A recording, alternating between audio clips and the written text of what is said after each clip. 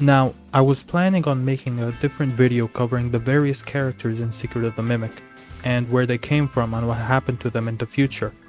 But I thought I would make a much more important video that covers the book debate.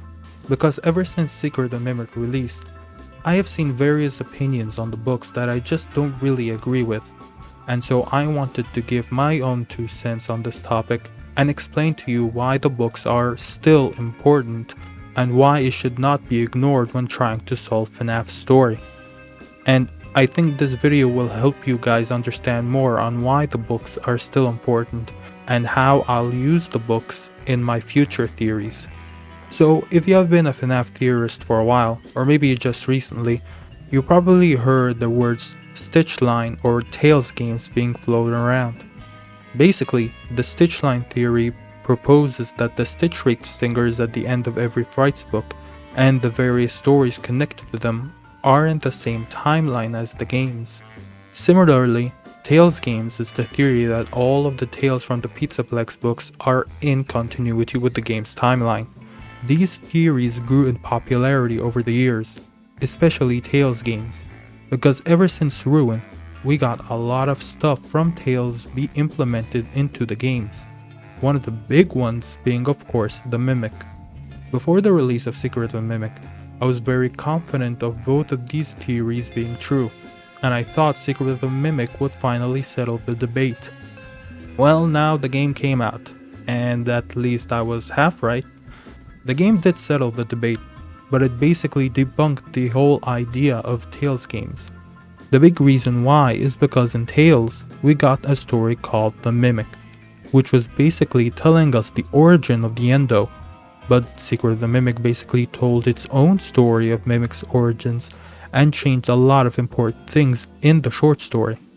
For example, in the short story, Edwin's factory was an old run-down 1920s lace factory that he bought when he created his company, and he and his son David basically lived there, while in Secret of the Mimic, Edwin's factory was a massive costume workshop that had several employees working there, and Edwin had his own home next to the manor. Another big change is that Murray's company was once owned by Murray's father, but in the short story, Edwin was the one who started the company. The other big change was with Fiona. In the original short story, Edwin and Fiona met in high school, and years later when they had David, Fiona died in childbirth. While in the games, Edwin and Fiona met in MCM, and Fiona didn't die in childbirth. So yeah, these are pretty big changes. But that is where I feel people are taking it too far. I have seen lots of people basically exaggerate the changes the game made to the Mimic's origins. They make it sound like both don't have similarities at all. And while yes, there are big changes, there are a lot of similarities as well. And I'm not just talking about the super basic plot. I mean, there are a lot of themes and events in that short story that is adapted in the games. To better demonstrate what I mean, let's look at most of the similarities of Mimic's origin between the story and the game. Edwin Murray was a brilliant engineer that wanted to build useful machines that would change people's lives. Edwin would start building and tinkering with things when he was a kid.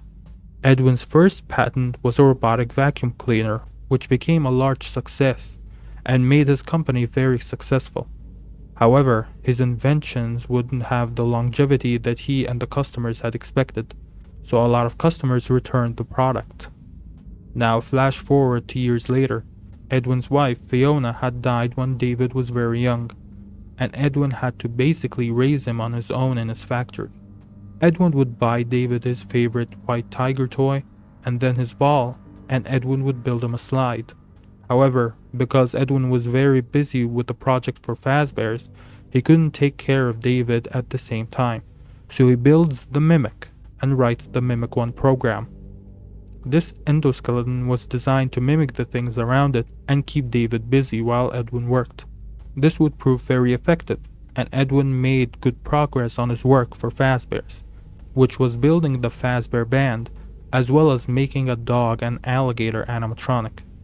Even though he was making progress, Edwin was still fed up with his work for Fazbears, He has spent years abandoning his own work and his own inventions to make creations for another company. Even after his company was dead by this point, Edwin still tinkered with the idea of trying to revive his company by using the Mimic program in his inventions, but the only way that would be possible would be to finish the Fazbear project, which was his only last paying job left. And unfortunately, on one fateful day, David would play too close to the road, and eventually one of the passing cars would kill David. When Edwin saw the Mimic mimicking David, that was the last straw for Edwin. He beat the Mimic with rage and he poured all his murderous thoughts into Mimic's systems. Time passes and we come to find out that Edwin went missing, and so his property and everything he has been working on was now owned by Fazbear Entertainment. And so Fazbear sent their employees to go into Edwin's factory and finish his work and retrieve the Mimic Endo. But since Mimic observed Edwin when he was beating it, it mimicked that rage and was now a bloodthirsty machine. When Fazbear employees entered Edwin's factory, they would be hunted and inevitably killed by Mimic wearing various costumes. And that is where the Mimic's origin leaves off until Arnold is sent into the factory. So I hope you can see from my perspective how I don't think the events of these stories should be thrown out completely. Both origins of the Mimic has a lot of similarities and has basically the same story beats.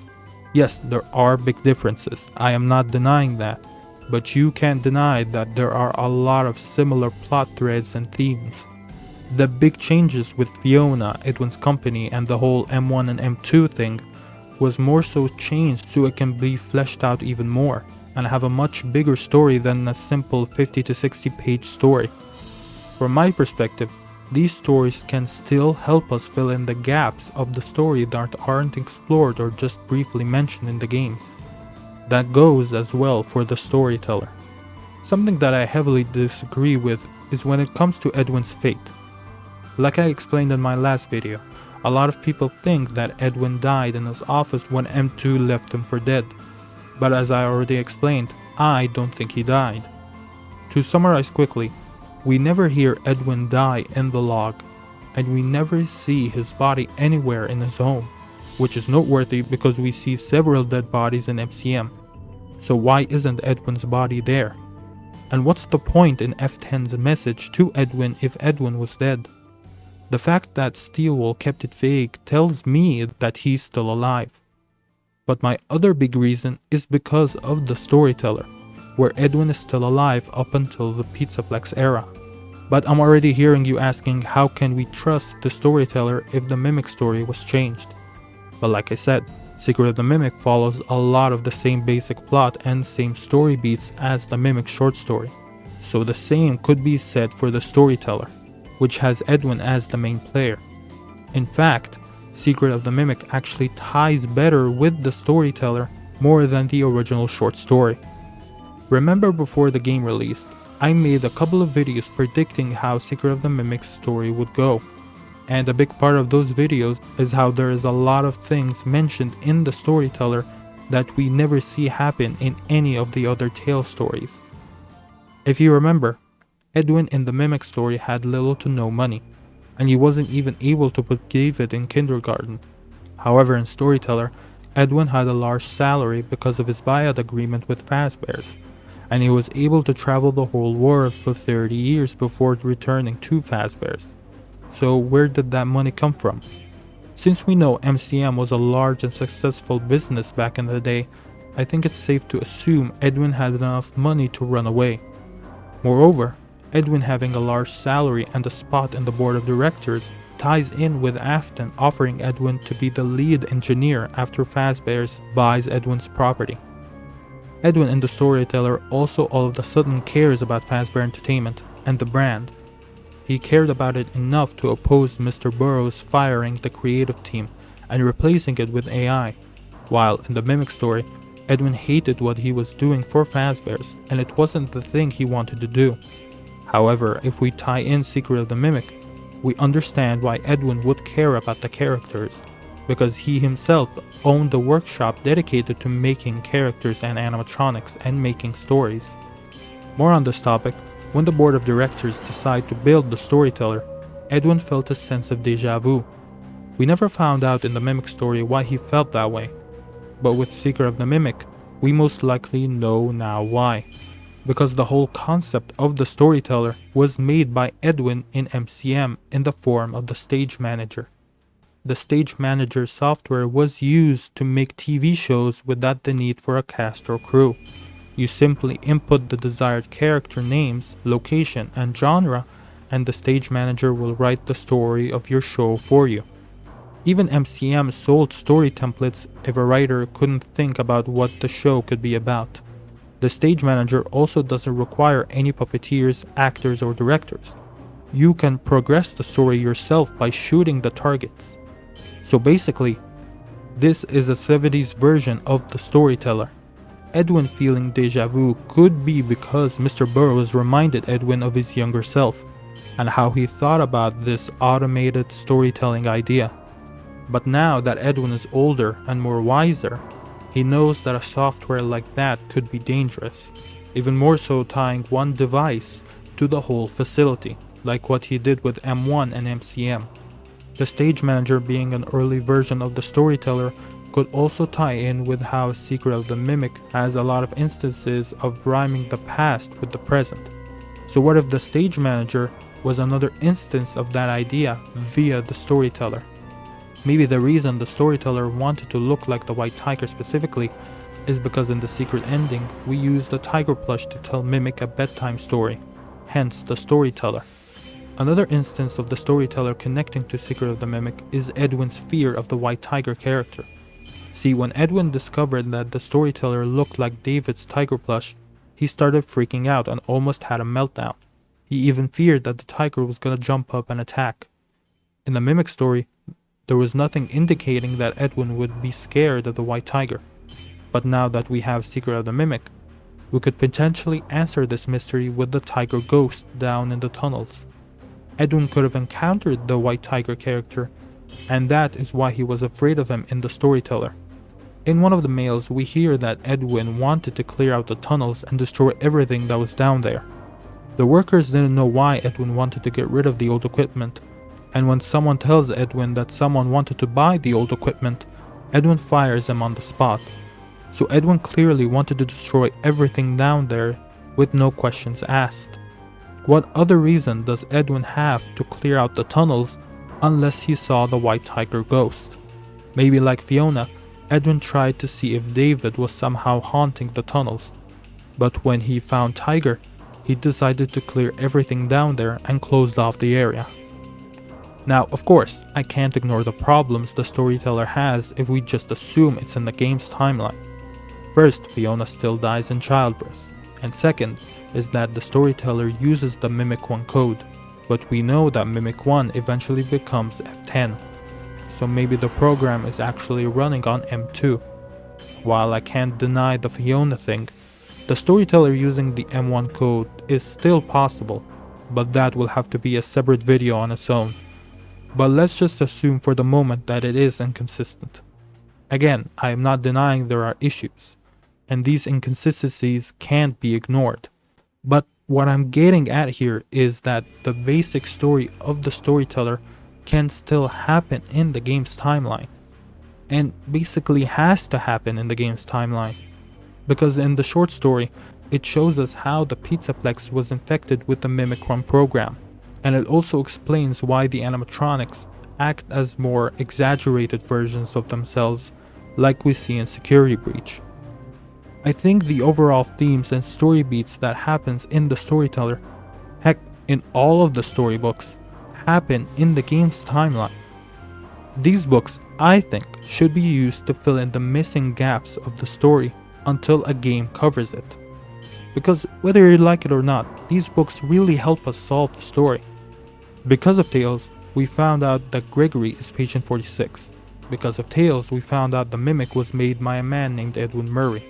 Because of Tales, we found out why the Glamrocks are exaggerated and are just outright mean, even without Glitchtrap's corruption. We found out that the pizza place was gonna be used as a museum, and it shows us when the Mimic arrived at the pizza place. We found out why DJ Music Man has a buggy bouncer mode. We found out the origins of the daycare attendant robot and why the generators were placed in the play structures. We found out who made the indie games, and lastly, we found out what was truly going on with the nightmare experiments. Whether you like it or not, they are important pieces of info and can't simply be ignored. But don't take my word for it, take it from Scott himself. Unlike what he said for the novel trilogy, which he said should not be used for lore, he says that Frights, and most likely Tales as well because it's a sequel to Frights, should be used for lore, that it fills in missing gaps that weren't covered or wasn't explained well in the games. They are directly connected to it, without having to be in the same timeline. That also goes with the characters in said stories. I don't think we should just replace the characters in the books and try to tie it in with old characters. For example, after Ruin released, a lot of people theorized that Henry made the Mimic, despite Tales telling us that Edwin made it. Now, Secret of the Mimic confirms without a shadow of a doubt that Edwin made the Mimic. So that's what I mean when I say that the characters in the stories are as important as the lore reveals, and we shouldn't just replace them with the game characters because it makes the story quote-unquote better. In conclusion, I think the books are still important and can't be ignored, and it still answers some huge mysteries for the story. While the stories aren't one-to-one to the game's timeline, the same basic story beats still occurs in the games, and that is how I will operate for my future theories. But in the end, that's just my opinion. So I hope you enjoyed this video. Please like, subscribe, comment your thoughts, and I'll see you on the flip side.